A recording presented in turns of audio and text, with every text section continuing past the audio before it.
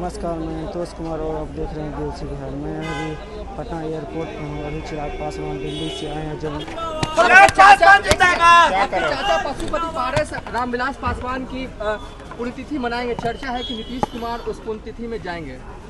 आप जाएंगे? अगर आपको बुलाएंगे तो? आपको जाएंगे क्या? बुलाएंगे तो देखिए भाई, हमारे नेता आदरणीय रामविलास पासवान जी, उनका देश भर में उनके प्रशंसक, उनके समर्थक, उनके चाहने वाले इतने हैं कि मुझे लगता है कि शायद ही देश का कोई ऐसा जिला होगा जो उस दिन उनकी पुण्यतिथि नहीं मना रहा होगा।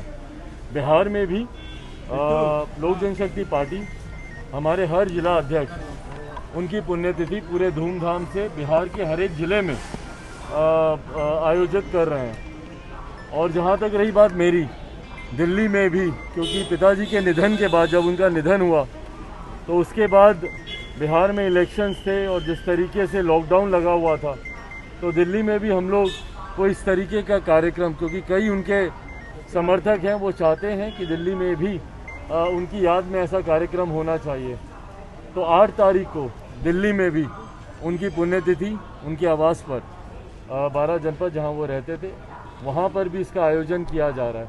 तो मुझे खुशी है कि देश भर में उनकी याद में, उनकी पुण्यतिथि पर उनको श्रद्धांजलि देने के लिए लाखों करोड़ों लोग इस कार्यक्रम का आयोजन कर रहे हैं। आपके छोटे भाई तेजस्वी यादव पर ललन सिंह ने बड़ा हमला बोला है। उन्होंने कहा 9वीं पास क्या रोजगार की बात करेगा, रोजगार दे सकते हैं क्या? 15 साल के शासन में 53,000 शिक्षकों को नौकरी दी गई है, तो नीतीश कुमार के शासन में 3 लाख शिक्षकों को नौकरी दी गई, टीचर्स को। ये संभव नहीं है। संभव नहीं है कि 9वीं फेल व्यक्ति, पास व्यक्ति जो है भाई चलिए, आपसे संभव है ना, कम से कम आप तो दे दीजिए।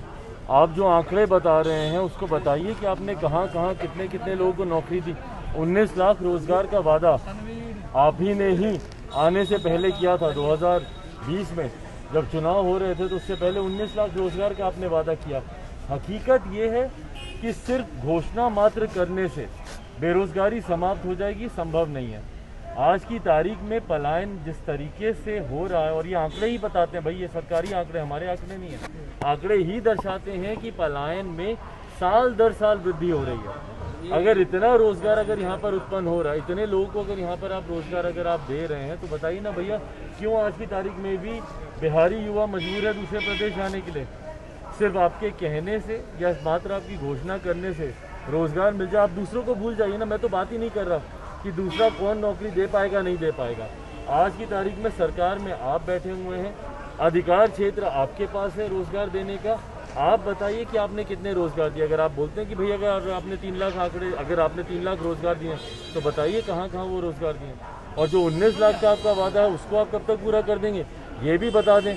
भाई आप तो सरकार में, हम सवाल पूछेंगे आपसे, आप अगर हमें जवाब देंगे, सही जवाब होगा, संतोषजनक जवाब होगा, बिहारी उससे अगर खुश होंगे तो अच्छी बात है ना। और क्या चाहिए?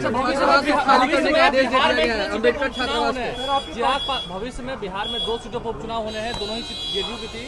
क्या फिर से जब उपचुनाव होंगे तो चिराग पासवान अपने प्रत्याशी उतारेंगे? जी बिल्कुल, मैंने इस बात को मैंने पहले भी कहा कि लोक जनशक्ति पार्टी उपचुनाव में अपने प्रत्याशी उतारेगी।